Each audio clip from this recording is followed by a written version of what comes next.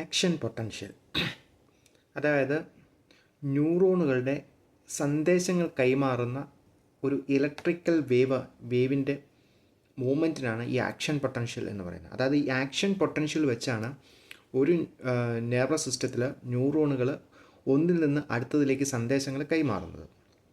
അപ്പം ഹാർട്ടിന് ECG പോലെ തന്നെ ന്യൂറോണിനുള്ള ഒരു സംവേദന ശേഷിയാണ് ഈ ആക്ഷൻ പൊട്ടൻഷ്യൽ എന്ന് പറയുന്നത്.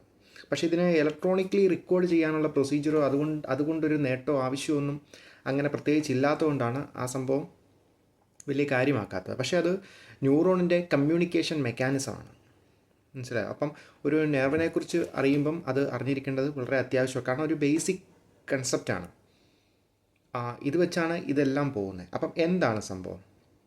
അതായത് നമ്മൾ പറഞ്ഞല്ലോ, ഒരു സെൽ ബോഡിയും ആക്സോണും സെൽ ബോഡിയിൽ നിന്ന് ആക്സോൺ നീണ്ടു കിടക്കുന്നു. അങ്ങനെയാണ് ന്യൂറോണിൻ്റെ ഒരു ട്രാൻസ്മിഷൻ.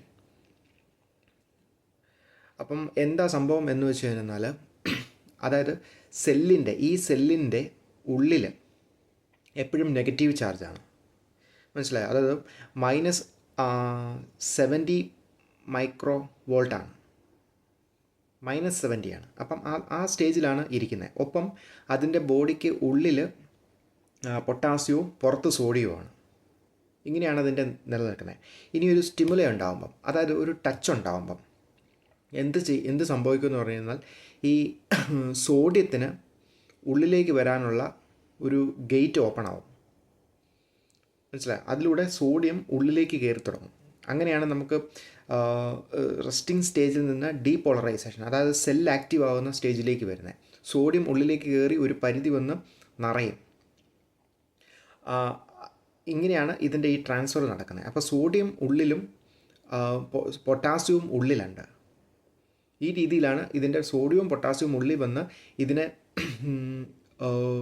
പോസിറ്റീവ് ചാർജ് ആകും. +30 മൈക്രോ വോൾട്ടിലേക്ക് ഇതാവും. കാരണം സോഡിയം പോസിറ്റീവ് ചാർജാണ്, പൊട്ടാസ്യവും പോസിറ്റീവ് ചാർജ്, ഇത് രണ്ടും ഉള്ളിലുണ്ട്. ഇനി ഇതാണ് ഈ സന്ദേശം മുഴുവൻ ട്രാൻസ്ഫർ ചെയ്യുന്നത്. കാരണം റെസ്റ്റിംഗ് സ്റ്റേജിൽ സോഡിയം പുറത്തും പൊട്ടാസ്യം അകത്തുമാണ്. അപ്പോൾ പുറത്ത് നിൽക്കുന്ന സോഡിയം അകത്തേക്ക് കയറി കഴിയുമ്പം ഒരു ഇതിൻ്റെ സ്റ്റിമുലസ് ട്രാൻസ്ഫർ ആകാൻ തുടങ്ങും. ഇനി ഈ ട്രാൻസ്ഫറായ സ്റ്റിമുലേ നേരെ തിരിയുക. അതായത് ഈ അകത്തേക്ക് കയറിയ സോഡിയം ഇനാക്ടിവേറ്റ് ആവുകയും ചെയ്യും. ഒപ്പം പൊട്ടാസ്യം പതിയെ പുറത്തേക്ക് പോവുകയും ചെയ്യും. അപ്പം ഇനാക്ടിവേറ്റുമായി കയറിയ പൊട്ടാസ്യം, ഉണ്ടായിരുന്ന പൊട്ടാസ്യം പുറത്തേക്കും പോയി. മനസ്സിലായോ? അപ്പോൾ പുറത്തേക്ക് പോയി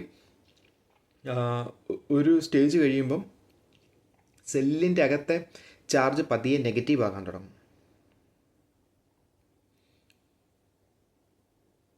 മനസ്സിലായോ?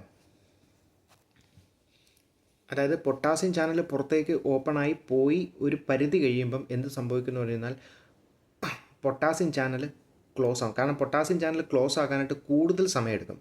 അതായത് ഈ റീപോളറൈസേഷൻ, അതായത് സെല്ല് പഴയ പോലെ ആകാൻ ശ്രമിക്കുന്ന ഈ സമയത്ത് വീണ്ടും സ്റ്റിമുലേ വന്ന ആക്ടിവേറ്റ് ആകാതിരിക്കാനായിട്ട്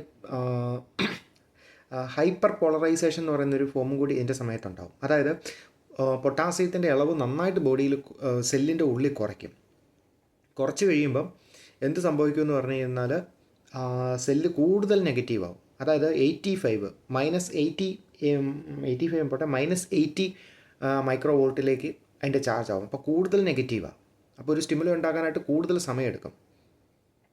എന്നിട്ട് ബാലൻസ് ഇരിക്കുന്ന പൊട്ടാസ്യത്തെ അവിടെ നിർത്തിക്കൊണ്ട് സംഭവം ക്ലോസ് ആവും.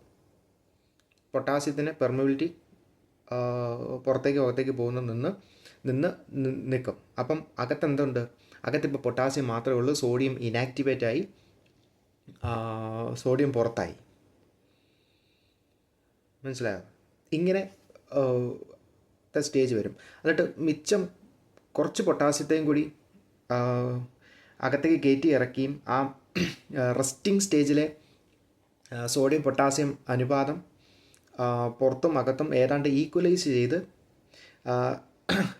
റിട്ടേൺ ടു റെസ്റ്റിംഗ് പൊട്ടൻഷ്യലിലേക്ക് സെല്ല് വരും. ഇതാണ് ആക്ഷൻ പൊട്ടൻഷ്യൽ. ഇങ്ങനെയാണ് സന്ദേശങ്ങൾ നെർവസ് സിസ്റ്റം മുഴുവൻ ഭാഗത്തേക്കും കൈമാറുന്നത്.